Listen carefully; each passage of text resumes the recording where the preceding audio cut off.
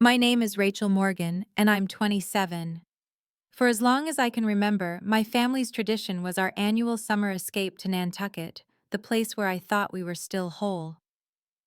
This year, I believed more than ever that I needed that tradition to remind me I still belonged. But there were signs, little silences in the group chat, conversations I wasn't fully part of. Still, I told myself it was just stress that they were saving me a seat like they always had. Until I arrived at the Seabreeze Grand, and the hotel clerk looked at me and said, "I'm sorry there's no reservation under your name." That's when I knew something wasn't just off. Something had already been decided. Before I tell you what happened next, let me know where you're watching from. Tap that like button and subscribe if you've ever felt quietly erased by the people who were supposed to love you most. For as long as I can remember, the Morgan family spent every July on Nantucket Island. It wasn't just a vacation, it was the tradition, the defining thread of who we believed we were. Every summer, no matter how chaotic the year had been, we packed up our lives into matching navy blue luggage, boarded the ferry from Hyannis, and returned to the same weathered shingle house on North Beach Street. That house, with its creaky screen door and sun-faded Adirondack chairs, held the illusion of permanence. My earliest memories are stitched with sea air and the sound of my father Richard Morgan teaching us how to sail on Long Pond. My mother Elaine was the curator of these moments, planning each summer with military precision and maternal tenderness. She made laminated itineraries and pastel-colored folders for excursions menus and spa days, and she did it all with a kind of grace that made it feel like magic instead of micromanagement. Samantha and I back then, we were inseparable. We were just kids digging moats around elaborate sandcastles, collecting shells in matching plastic buckets, whispering secrets under the porch light while sharing cherry popsicles. I was older by 2 years, but Sam always managed to be the louder one, the more magnetic one. People noticed her, I noticed her. But on that island under those skies, none of it mattered. She was my sister, and I adored her. Our parents beamed at us in those days. The kind of smiles you think only happen in commercials, except ours were real. At least I thought they were. Nantucket wasn't just where we went every year. It was where we remembered how to be a family. Where we hit pause on everything outside the world, the noise, the expectations. In hindsight, I think that's why I clung to the tradition so tightly. Not just because it was beautiful, but because it gave me a version of my family I desperately wanted to believe still existed. This year, that belief would be tested. I had just come out of a difficult breakup and started a demanding new role as a marketing coordinator for a lifestyle firm in Manhattan. I was exhausted emotionally, professionally, and spiritually. When Elaine called in May to confirm that our usual trip was happening, I remember feeling such immense relief that I nearly cried. She told me not to worry about the details. "We've got it all handled, sweetheart," she said. "Just bring yourself. Rest." It felt like love, like being seen. And so I leaned into it. I ordered new sundresses, booked time off work, imagined early morning walks with Samantha on the beach, the kind where you sip coffee barefoot and talk about everything that hurts until it doesn't anymore. What I didn't know, couldn't have known, was that this year's trip to Nantucket wouldn't be about healing. It would be about revelation. And once I saw what was waiting for me across that harbor, there would be no going back. I spent the weeks leading up to our Nantucket trip with a kind of childlike anticipation I hadn't felt in years. There was something sacred in the preparation, like getting ready to return to a version of myself I'd almost forgotten. I spent one weekend shopping for summer clothes, gravitating towards soft fabrics, light blues and creams that reminded me of the ocean. I booked a manicure, bought a new journal, and carefully wrapped a small box of hand-picked gifts for each member of my family. They weren't expensive: a leather keychain for Dad engraved with coordinates of the harbor, a silk scarf for Mom in her favorite lavender shade, and for Samantha, a necklace with two delicate interlocked circles. It was meant to say we're still connected. even after everything. I'd been so consumed by work deadlines and the fallout of my breakup that I hadn't realized how disconnected I'd become, not just from my family, but from myself. I wanted this trip to be a bridge back. The family group chat had been unusually lively in the weeks prior. Mom was sending spa menus and restaurant links. Dad shared pictures of fishing charters. Samantha posted reels from trendy wine bars she wanted to try. I offered to help with planning, and I even researched private yoga sessions on the beach and suggested a sunset sail. But each time I volunteered, the response was the same. "Don't worry, Rachel. It's all taken care of." At first, I took it as kindness as love. After all, I'd been through a lot lately. Maybe they really were trying to give me space. Maybe this was their way of saying, "We've got you." But looking back, I realized those rejections were not acts of support. They were the first quiet steps toward something else, something calculated. My calls went unanswered more often than usual. Messages I sent during the day were often left unread.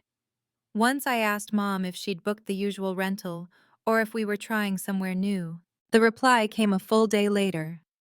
"Just focus on work, sweetheart. You've got enough on your plate. We'll fill you in when it's all finalized." But the dates were already locked in. The ferry was already booked. The suite had already been reserved. I just didn't know it yet. Still, I told myself it was fine, that this was just my family's way, that maybe they didn't realize how left out I felt or that it wasn't intentional. I gave them every benefit of the doubt because the idea that I was being excluded, that they were planning something without me, felt too painful to hold. The morning of the trip, I woke up before dawn. My apartment was quiet, and the soft light spilling through the windows made everything feel hopeful. I packed the car carefully, suitcases stacked neatly, beach bag, secured the box of gifts resting on the passenger seat.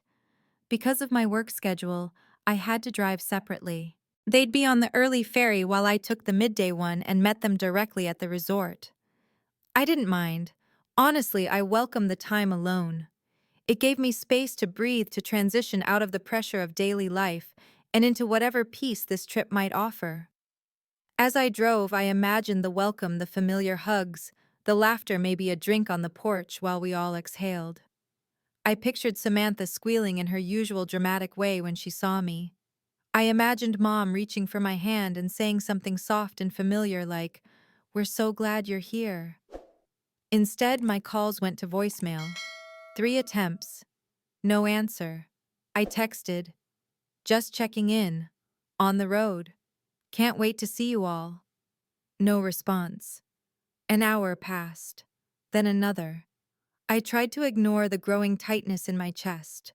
Told myself they were probably in the ferry terminal or out of service range. I turned the music up and focused on the ocean air rolling in through the cracked window. By the time I pulled into the driveway of the Seabreeze Grand, the same resort we'd stayed at for years, my nervousness had turned into a quiet, stubborn optimism. I was here. I'd made it. Whatever odd communication had happened, it would all make sense once I saw their faces. I stepped into the marble lobby clutching my coffee, my heart pounding not from fear, but from hope. And within minutes that hope would begin to shatter.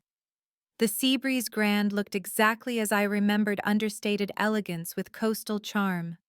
The same flower arrangements in white and sea glass green. The same subtle scent of salt air and lemon in the lobby. It was the kind of place that felt like memory, soft, curated, safe. I stepped up to the front desk, smiling at the young man behind the counter. His name tag read Christopher, and he greeted me with the kind of practiced warmth that expensive resorts specialize in. "Welcome to the Seabreeze Grand," he said. "How may I assist you this afternoon?" I offered a small smile and placed my coffee gently on the counter. "I'm checking in. The reservation should be under Morgan. Richard or Elaine Morgan, most likely." He nodded, fingers moving swiftly across the keyboard. I waited, eyes drifting to the lobby windows that framed a perfect view of the harbor glimmering in the afternoon sun, as if nothing in the world could go wrong. But then Christopher frowned. He tapped a few more keys, paused, tried again. "Let me just double-check the spelling," he murmured. "Try Samantha Morgan," I offered, trying to stay upbeat. "Or Rachel Morgan, maybe." Christopher continued typing. A second staff member joined him at the screen.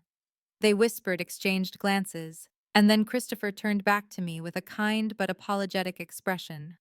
"I'm so sorry, Ms. Morgan," he said. "I've checked under all three names, including alternate spellings.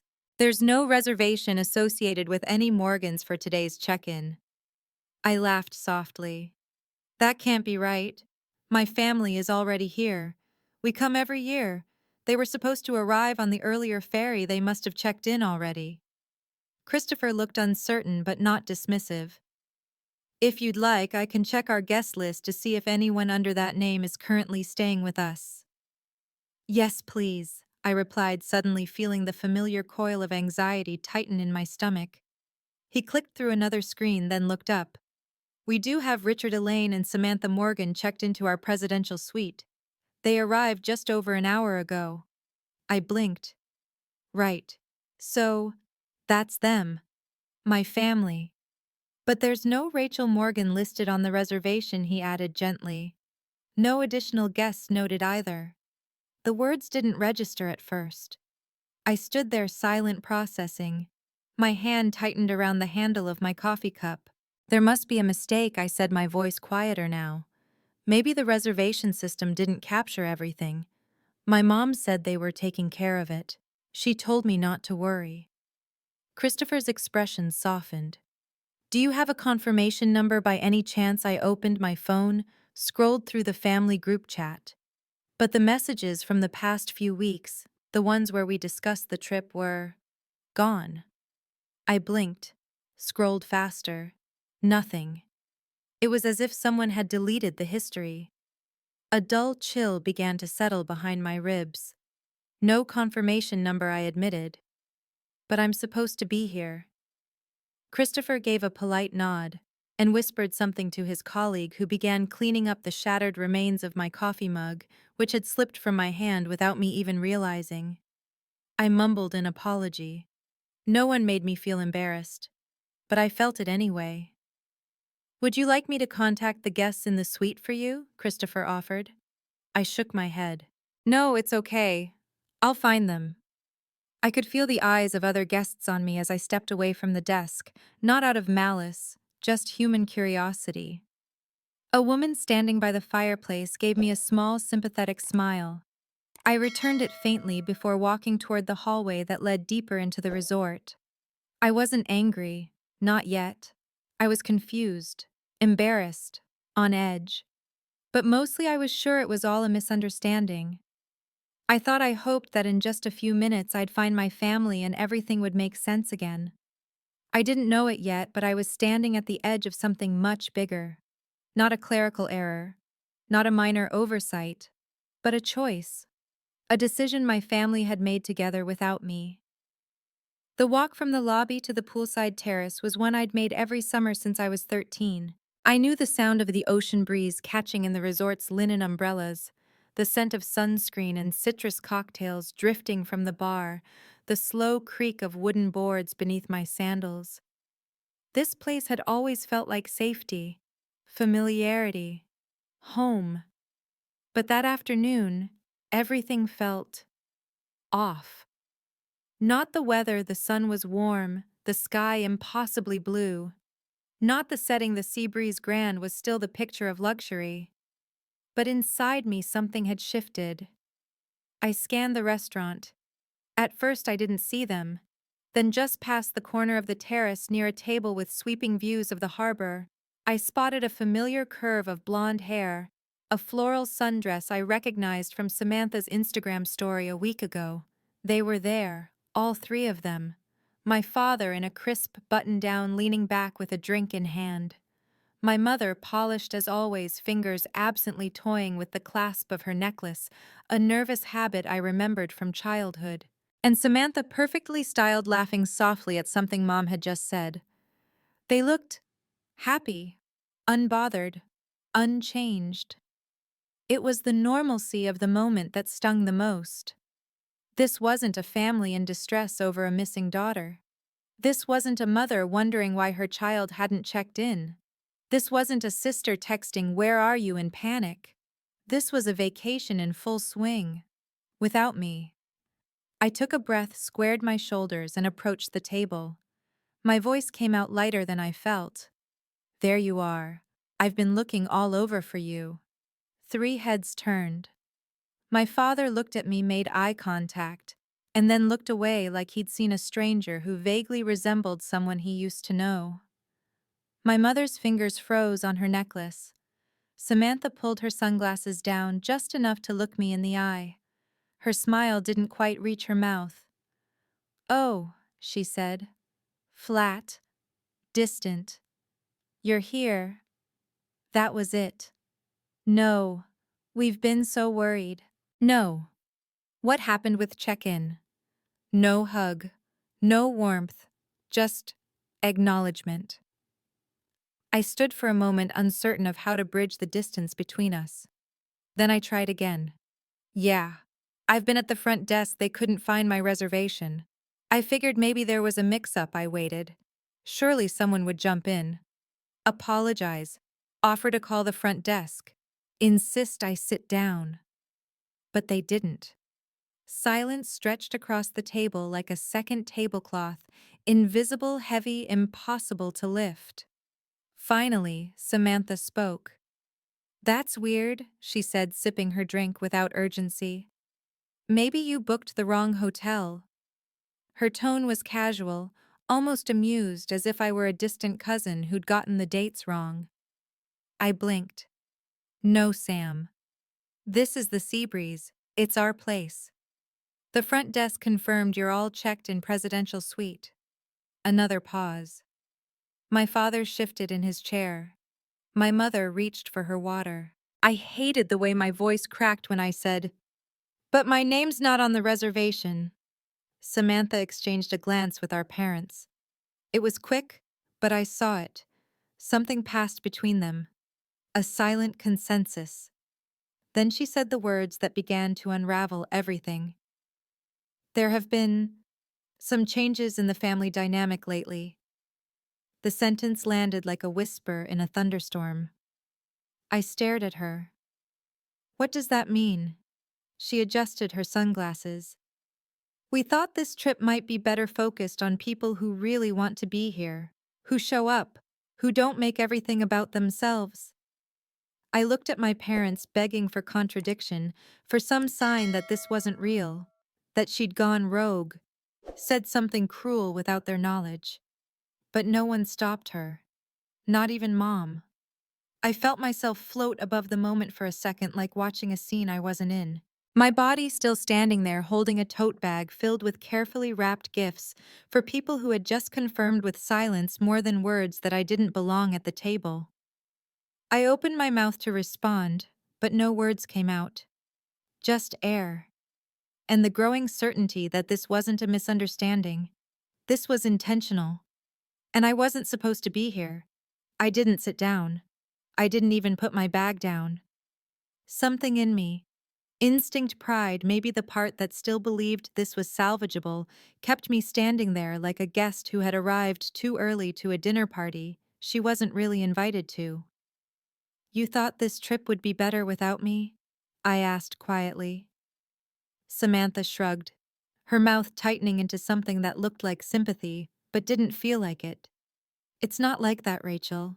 It's just—" She trailed off, then glanced again at our parents for backup. They said nothing. She sighed as if I were the one being unreasonable. "You've been distant. Everything's been about your work, your breakup, your stress. It's exhausting." My mouth went dry. "I told you those things because I thought that's what family was for." "We listened," she said too quickly. "We always listen. But it's like you live in your own world now. And when you do show up, it feels like the rest of us don't matter." The words were calculated, rehearsed. Not yelled, just spoken with surgical precision. I looked at my mother, searching for a flicker of protest in her expression. Nothing. She adjusted her napkin. I made gifts, I heard myself say.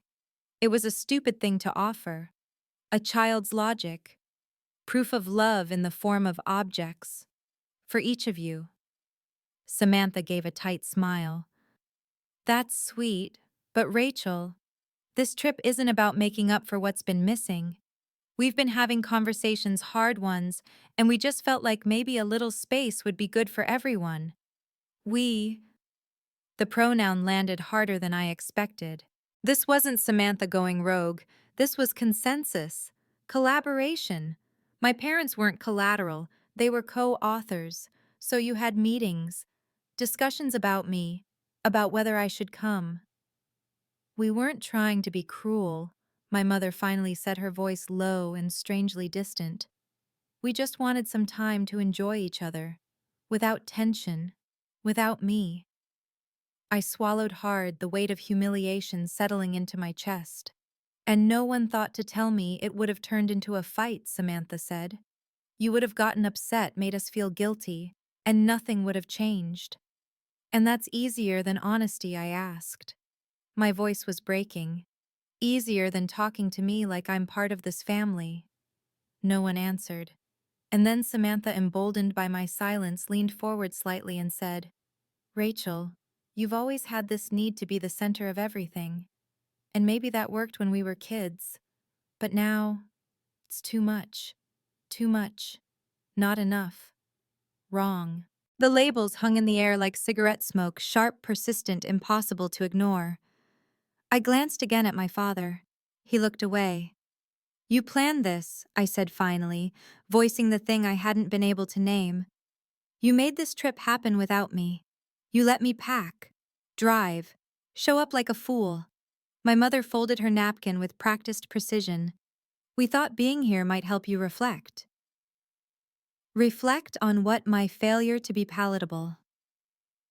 You staged an intervention, I whispered, but forgot to invite the person you're intervening on.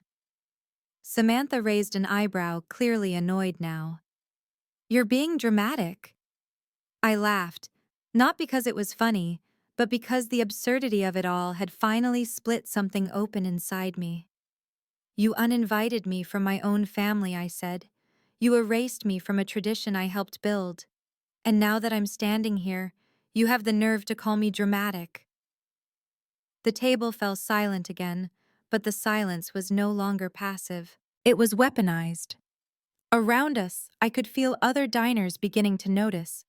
A few looked up from their cocktails, eyebrows raised in quiet intrigue. I'm just going to ask one more time, I said, my voice almost steady. Why didn't anyone call? Why didn't one of you say, Rachel, this year's different, maybe you shouldn't come? Samantha set her drink down. Because we knew you'd come anyway. You'd show up like this. You'd make it all about you. The words sank in slowly like ice in seawater. And somewhere in that stillness I realized I wasn't shocked anymore. I was awake. For the first time in my life, I saw the full shape of what I'd always tried not to name. Their love had conditions, and I had crossed a line I hadn't known existed. If they had stopped there, if the conversation had ended with Samantha's smug final word, maybe I would have walked away quietly. Maybe I would have gathered whatever dignity I had left and disappeared without giving them the spectacle they clearly expected from me. But that's not what happened. Samantha stood. She rose slowly, deliberately, like an actress stepping into her spotlight. Her voice carried with the confidence of someone who'd rehearsed every line, not for intimacy, but for impact. I only made reservations for our real family, she announced. Her words weren't whispered. They weren't for me. They were for the audience, the couples at nearby tables, the servers passing by, the strangers now watching with hushed interest. There was a silence that followed, that peculiar kind of silence that only happens in luxury spaces when something unspeakable has just been spoken. Forks paused mid-air. Conversations froze. Someone across the terrace exhaled a sharp, sympathetic breath. And I stood there blinking against the sun, realizing I had become the scene. I opened my mouth to respond, but the words wouldn't come. My voice, always so steady in meetings, always ready to advocate for clients and campaigns, cracked like old porcelain. Samantha. I said, barely louder than a whisper. How can you say that? She didn't flinch, didn't soften. In fact, she seemed energized now, as if years of silent resentment had found their moment to bloom. I mean, people who actually want to be present, she continued. People who don't spend every family gathering complaining about how overwhelmed they are, or showing up late or hijacking the conversation with their latest crisis. Each sentence landed with surgical cruelty, calculated, clean. I looked to my mother, to Elaine, for intervention. For a hand on my shoulder, a shake of the head, a whispered enough. But she stared into her drink like it held an escape route. My father wouldn't even look at me. They were letting this happen. Letting her speak for all of them. You think your success gives you permission to treat the rest of us like supporting characters in your little drama, Samantha snapped. You brag about your job. You mope about your boyfriend. You make everything so exhausting just by existing. There it was. The truth she'd been waiting to say. The truth apparently they'd all been agreeing with behind closed doors. I could feel the heat rising up my neck, not from shame, but from something else. Something more dangerous. Something like awakening. Still, I tried one last time. Mom, I said, voice breaking, Dad. Please, tell me this isn't real. But they said nothing. Elaine reached for her necklace again. Richard exhaled sharply, like he was annoyed this was taking so long. The two people who raised me, who once lifted me onto their shoulders during 4th of July fireworks and told me the world was mine, had chosen not to speak. And that silence did more damage than anything Samantha could have said. Because their silence was agreement. It was complicity.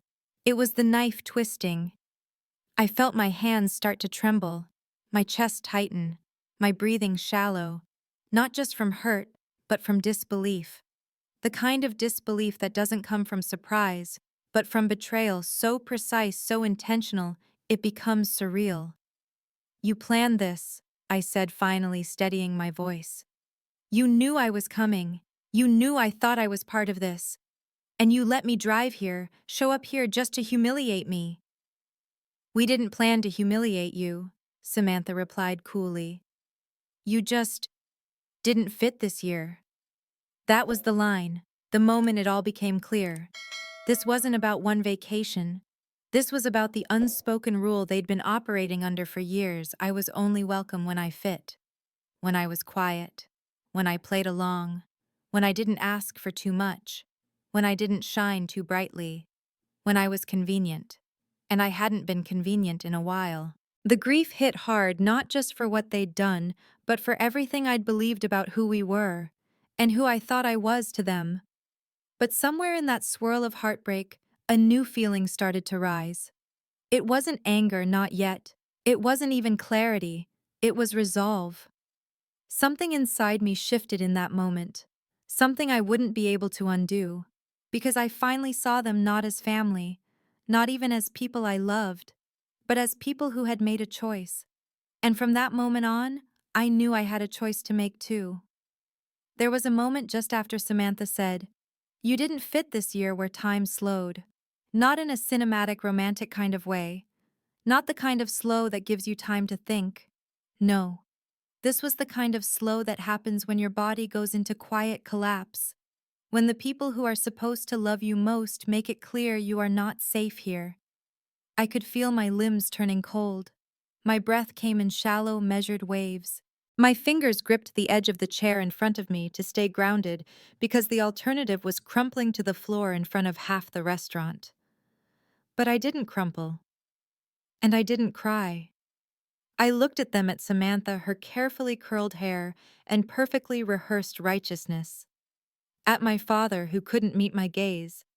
at my mother still tracing the edge of her napkin like she was drawing an escape plan into the linen. And I said the only thing I could. You know what? My voice didn't shake. It didn't rise. It landed flat, almost quiet, but with a weight none of them expected. You're right. Samantha blinked. What? You're right, I repeated, breathing more deeply now. I have been selfish. Her lips curled in smug satisfaction, but I wasn't done. I was selfish enough to believe that family meant mutual support, that sharing pain wasn't weakness, that success was something we could celebrate together. I looked at them one by one. None of them spoke. I was selfish enough to believe that if I showed up with my whole messy self, that would be enough. The air shifted. The table grew still. But here's what I'm not selfish enough to do. I continued, standing a little taller. I'm not selfish enough to beg people to tolerate me. I'm not selfish enough to accept humiliation wrapped in performative politeness. And I am definitely not selfish enough to ruin my vacation trying to prove I deserve a chair at a table that clearly has no space for me. The words felt like armor as I said them, not sharp, not shouted, just true. And in their truth, I found something I hadn't felt in days. Power. Samantha opened her mouth to respond, but nothing came out. It turns out when someone expects you to fall apart, the most disarming thing you can do is stand still. I turned to the restaurant staff who had been hovering nearby in professional discomfort.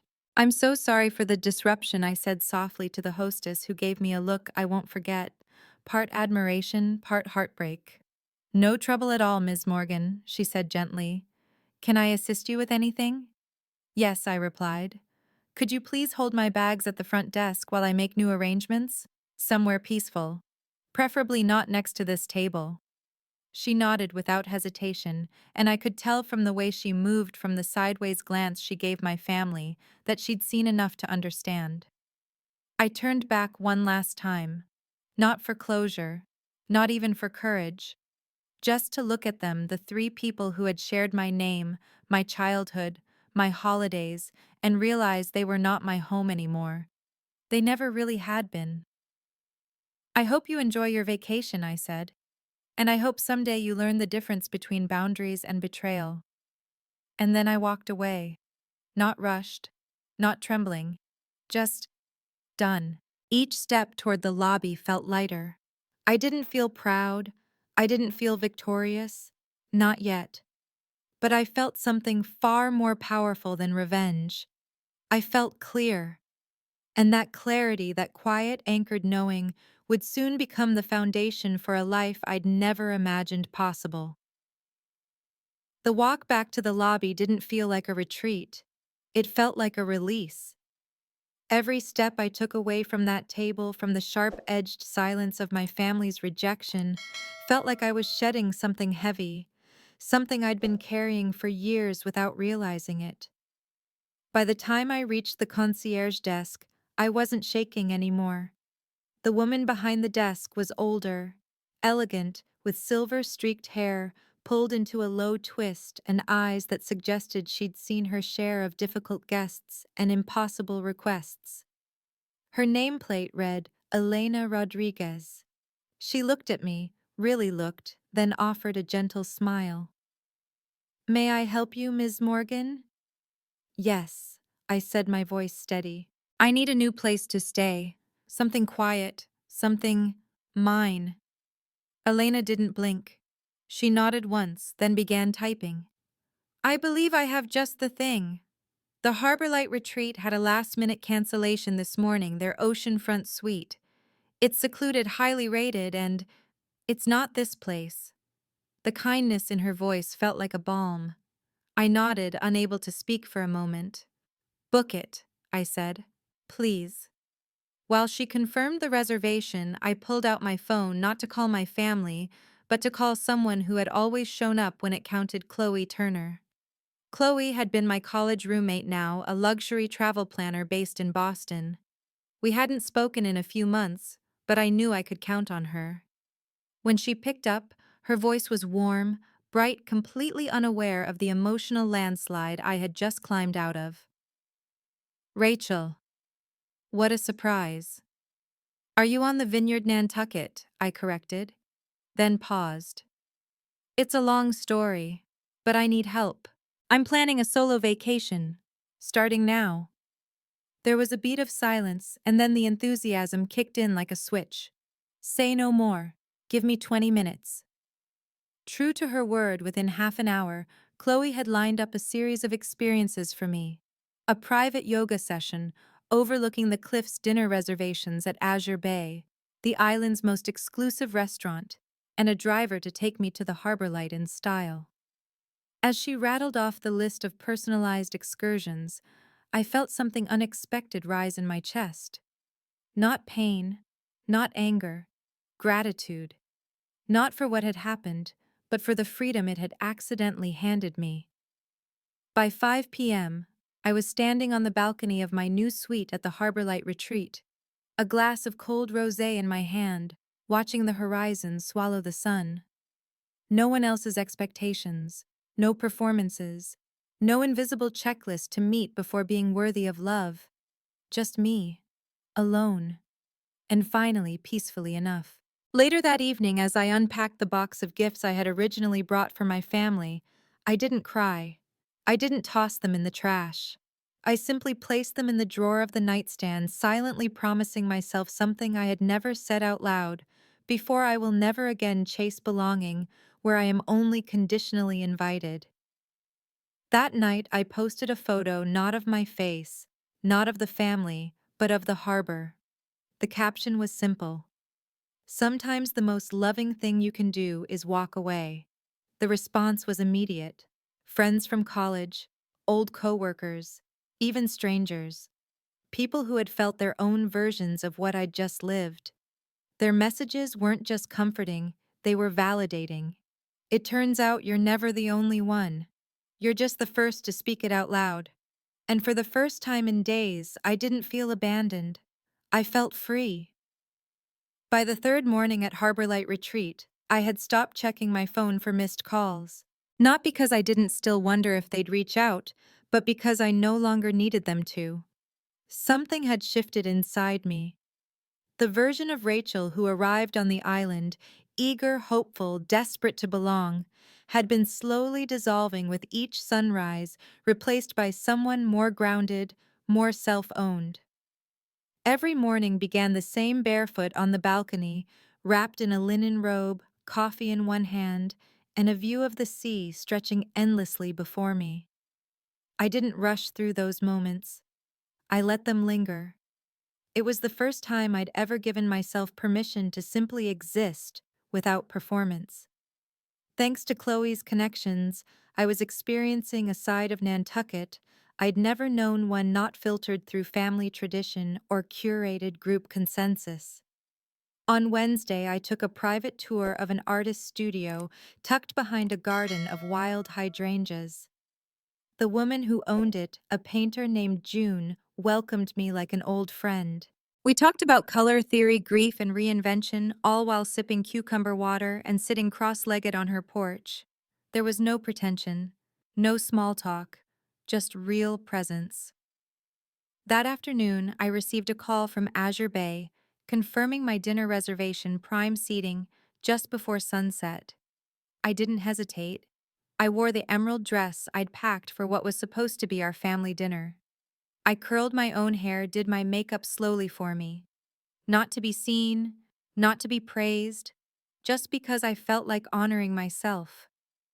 The restaurant was everything Chloe said it would: be intimate, refined, humming with the low, confident energy of people who knew their worth and didn't need to prove it.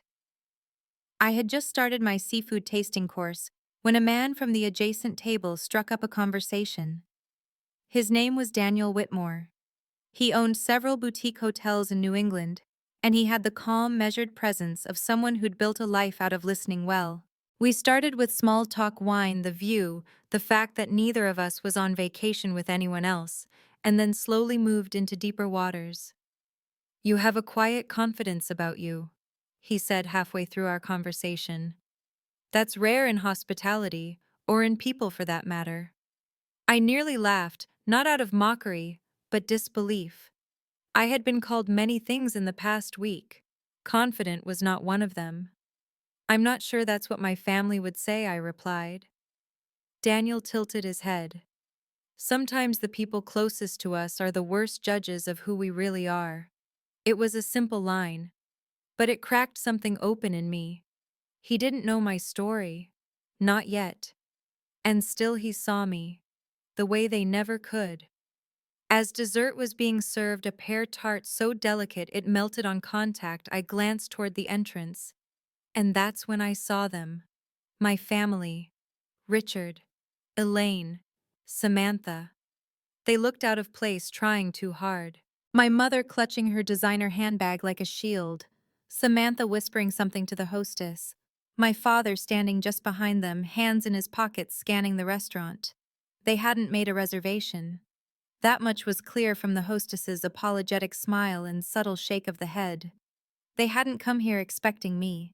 They'd come here expecting access to the very experience they thought I wasn't worthy of just days ago. Daniel noticed them before I said a word. Friends of yours?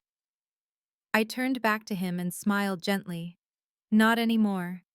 Then I stood, smoothed my dress, walked toward the entrance with a calmness I hadn't known I possessed just days earlier. Good evening, I said to the hostess. Is there a problem? Before she could respond, Samantha turned toward me. Rachel. She began, voice suddenly soft, suddenly uncertain. But I cut her off. I'm sorry, I said, turning to the hostess, but I don't know these people. The look on their faces, stunned, confused, scrambling for a new script, was almost tragic. Almost. Actually, I added, my voice still measured, still kind, I do recognize them. They're the ones who made very clear I wasn't part of their real family. The restaurant fell quiet. The tables nearest us stilled. I believe they're looking for someone else's reservation, I told the hostess. And then, without waiting for a response, I walked back to my table. Back to the man who had seen something valuable in me before knowing anything about where I came from. Back to the woman I was becoming, not in spite of the rejection, but because of it. As I returned to my table, I didn't rush. There was no dramatic turn of the head, no lingering glance over my shoulder. I walked with the quiet assurance of someone who no longer needed their pain validated to know it was real. Daniel stood as I approached, a simple gesture of respect that felt like balm on a bruised spirit. He didn't ask questions, he didn't pry. He just waited, allowing me to arrive in my own timing and my own truth. That was handled beautifully, he said softly as I took my seat. I nodded, steadying my breath, my wine glass, my entire sense of self. Across the restaurant, my family still hovered awkwardly near the host stand. They weren't being escorted out, not yet, but the message was clear. There was no space for them here. Not without a reservation. Not without me. Samantha was the first to try again. She took a few steps forward, her voice lower this time. Rachel, can we just talk? I looked up. Not defensive, not angry, just done. About what I asked. She hesitated. About everything. About what happened. I tilted my head, genuinely curious. You mean what you did? She flinched. Daniel remained quiet, his presence beside me grounding. We made a mistake, my father said, stepping in now, his voice flat, the kind of tone he used when trying to control a boardroom. We realize we mishandled things. I let the word echo. Mishandled. They had surgically removed me from a tradition planned. My erasure humiliated me in public, and now they were calling it mishandled. You didn't mishandle a flight itinerary, I replied. You didn't double book a dinner reservation. You orchestrated an exclusion. Their faces shifted, guilt and discomfort tangled in a silent scramble for damage control. Elaine finally spoke. Rachel, we just wanted to reset. Things felt heavy. You've been so emotional, so absorbed. It was remarkable, really. Even now, in apology, they were blaming me. And I realized something in that moment. They weren't here to make things right. They were here because they'd lost control of the story. You don't get to treat someone like they're disposable, I said calmly, and then panic when they stop trying to be chosen. Samantha's voice cracked. We are family. No, I said, shaking my head slowly. You're related to me. But family doesn't plan betrayal. Family doesn't vote someone off the island and then act confused when they swim to shore alone. They didn't know what to say to that. Because it was the truth. And the truth doesn't need permission to be spoken. At that moment, the hostess gently approached them again. I'm sorry, she said with professional courtesy, but we are fully committed tonight. I'll have to ask you to clear the entry space for our guests. They looked back at me one last time, and for the first time in my life, I didn't see my parents and my sister. I saw people who had mistaken control for closeness, performance for connection, and silence for love. They turned, slowly, and left. As they walked out the door, I felt a stillness settle over my body. Not the kind that follows heartbreak, but the kind that comes after surgery. Clean. Final. Daniel exhaled. You're not what they said you were. I never was, I said. We toasted our glasses, his to resilience, mine to reclamation. And as the candlelight flickered between us, I realized something I would carry with me for the rest of my life. You never have to beg for love that's real. 6 months later, I was standing in front of a floor-to-ceiling window, the early light of Boston Harbor pouring into my new office. My name, Rachel Morgan, was etched onto the glass door just behind me. Beneath it, Director of Brand Strategy, Whitmore Hospitality Group. It still didn't feel real. The offer came 2 weeks after I returned from Nantucket. Daniel had followed up casually at first, a thank you message for a dinner well navigated, then a lunch meeting, then a proposal help him reimagine how boutique hospitality brands connect with people, starting with a full-scale digital revamp of his flagship properties. It wasn't just a job, it was a seat at the table. A table that didn't require me to shrink to stay. Professionally, things bloomed fast. But emotionally, healing came slower. The first few weeks after Nantucket were quiet heavy. Not with regret, I didn't regret walking away, but with realization. The kind that doesn't hit all at once, but rather in small, sharp fragments. A song I hadn't listened to in years. A memory of a 4th of July bonfire. The muscle memory of checking the group chat, forgetting it no longer existed. I started therapy. Her name was Dr. Amanda Foster. She specialized in family systems and trauma recovery, and in our second session she said something I wrote down and kept taped to the inside of my journal. It wasn't sudden. You just finally saw it. She helped me map the years, the subtle favoritism, the punishments disguised as concern, the compliments that came with conditions. She helped me understand that the version of me they rejected wasn't new, she was simply unedited. And for the first time in my life, I began to believe that maybe the things they resented were the very things that made me whole. I began building my chosen family. People who didn't flinch when I cried, who didn't mistake confidence for arrogance, who didn't punish me for outgrowing the version of me they were more comfortable with. Chloe and I became closer than we'd been since college.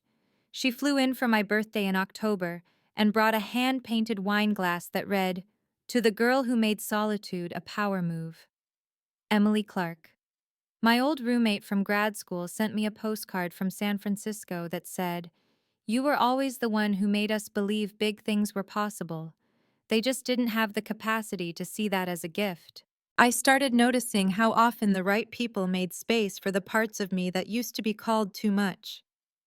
And somewhere in all of that, the therapy, the job, the laughter that finally returned to my weekends, I stopped missing people who couldn't love me without reshaping me first. My parents still send cards. Elaine's handwriting hasn't changed. It's graceful and emotionally evasive, full of family memories, seasonal greetings, and gentle invitations to come home. But she never mentions Nantucket. She never says the words, "We hurt you. We planned it. We chose her instead." Richard calls once a month. It's always after 8 p.m., always short. I know it's her idea. He asks about work sometimes, tells me about the weather, and occasionally says things like, "Your mother misses you." But never, "I'm sorry."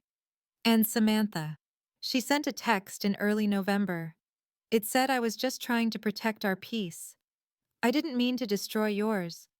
I didn't reply. Because by then I had learned the difference between guilt and accountability, between nostalgia and safety, between DNA and love.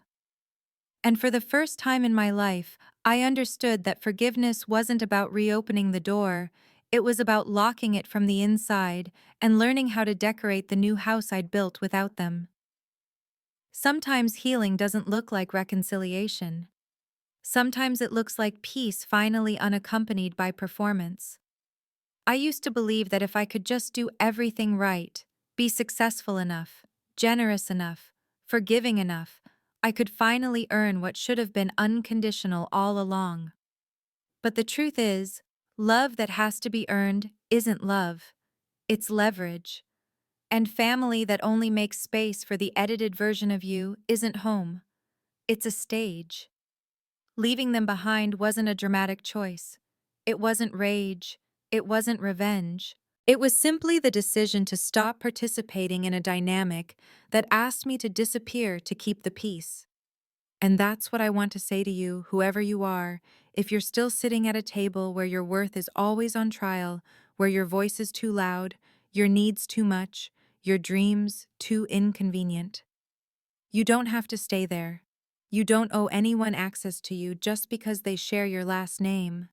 You don't need to prove your softness in order to earn safety.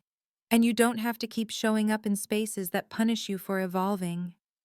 I know it's not easy. I know walking away from what you've always called home can feel like lighting a match to everything you were taught to protect. But here's what I've learned. Some homes were never built for your wholeness. Some love was never safe, even when it was familiar. And sometimes the bravest thing you'll ever do is not speak louder, but walk quieter. Away. I built something new, not perfect, not painless, but mine. A career that doesn't ask me to shrink. Friendships that don't fold under honesty. A life that doesn't revolve around being palatable. And I'm still learning, still undoing, still softening in places I once hardened to survive. But I can tell you this with certainty, I no longer accept love that comes with instructions to make myself smaller. Now I want to hear from you. Have you ever had to set boundaries with people who once called themselves family? What did it cost you, and what did it give you in return? Share your story in the comments. You never know who needs to hear that they're not alone. And if this journey spoke to something inside you, hit like, subscribe, and most of all, remember, you don't have to earn what should already be safe. Thank you for listening. Thank you for seeing me. And wherever you are, I hope you find a version of family that doesn't need to be convinced to love you fully.